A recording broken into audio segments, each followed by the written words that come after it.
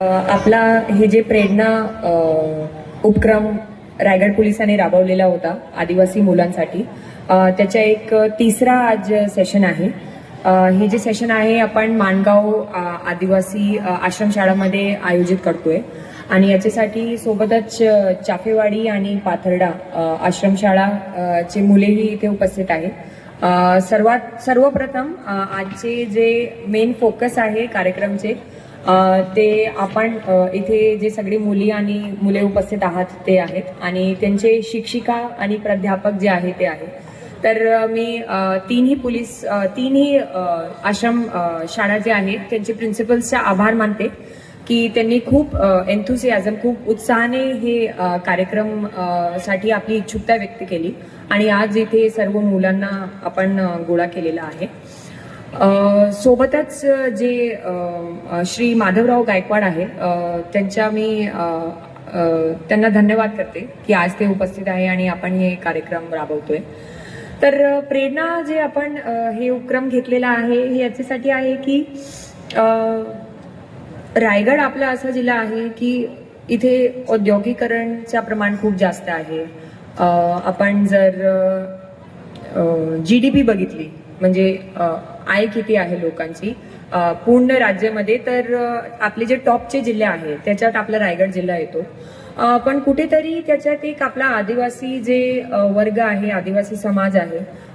तर माझे आता काही महिने जे जिल्ह्यात काम करत असताना झालेले आहे, तर असं जाणवलं की आदिवासी समाज त्या प्रगतीतून बरेपैकी विभक्त राहिलेला आहे किंवा ज्या पद्धतीने आदिवासी समाजापर्यंत ह्या प्रगतीचा रिझल्ट पोचला पाहिजे होता तर पोचलेला नाहीये. आणि त्याच्यात आमच्यासाठी म्हणजे पोलिसांना हे उपक्रम हाती घेण्याचा का एक रेड फ्लॅग किंवा अलार्म सिच्युएशन कसा आली की बरेच मुली त्यांची वय खूप कमी असताना आदिवासी समाजमध्ये त्यांच्या लग्न केला जातोय किंवा त्यांना काही न कळता बरेच वेळा ते गरोदर राहतात आणि एकदा ते झाला की मग त्यांच्या पूर्ण आयुष्य जे आहे ते विस्कळीत होऊन जाते.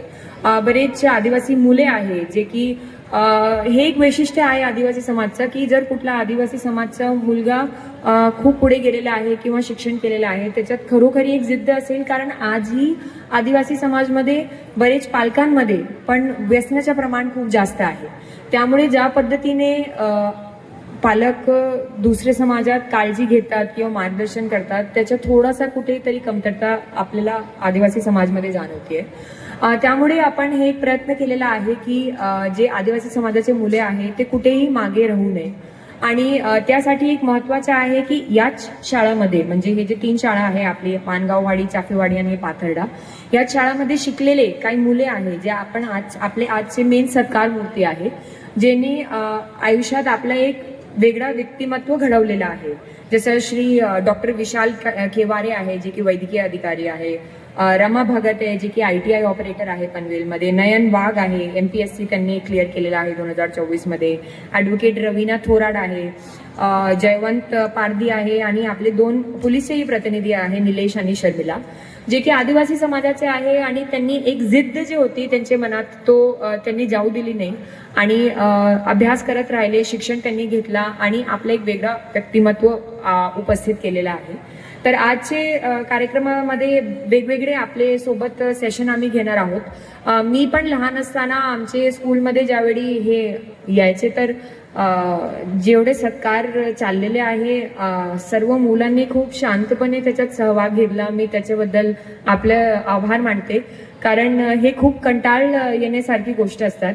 तर माझी विनंती आहे भरोसा सेलला की पुढची वेळी कृपा करून पोलीस विभागात माझा सत्कार याच्यात मुलांचा वेळ आपण वाया करू नये आणि जे सत्कार मूर्ती आहे जसं मी सांगितलं की इथेच शिकलेले मुले किंवा शाळेत शिकणारे मुले जे आत्ताचे शिकणारे आहेत त्यांनी काही चांगला काम केलेलं आहे त्यांच्या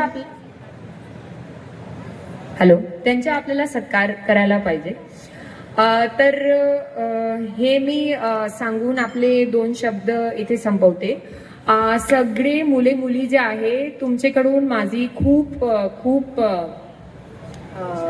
अपेक्षा आहे आणि मला खात्री आहे की तुम्ही पूर्ण करणार. सगळी मुलींसाठी माझी कळकळीची विनंती आहे की तुम्ही कृपया करून जे तुम्ही गाणी ऐकतात मराठीचे किंवा हिंदीमध्ये, त्याच्यात प्यार आणि जीवनसाथी किंवा अशा प्रकारचे हे असतात, हे फक्त दिशाभूल आणि भ्रमित करणारी असतात. जोपर्यंत तुम्ही स्वतःच्या व्यक्तिमत्व निर्माण केला नाही, तुम्ही स्वतःच्या पायावरती उभे राहिले नाही, तुम्ही काही आर्थिक दृष्टिकोनातून स्वतःचे पैसे कमवले नाही, तर तुमच्या पुढे आयुष्यात काही नाही होणार आहे. आजही तुम्ही एक्झाम्पल बघा, जे कोणी महिला किंवा पुरुष जे इथे उपस्थित आहे ते असे आहे की जे काही आपले आयुष्यात वेगळं एक काम करत आहे, समाजासाठी काय काम करत आहे आणि त्यांनी एक वेगळा आपला एक आयडेंटिटी निर्माण केली आहे.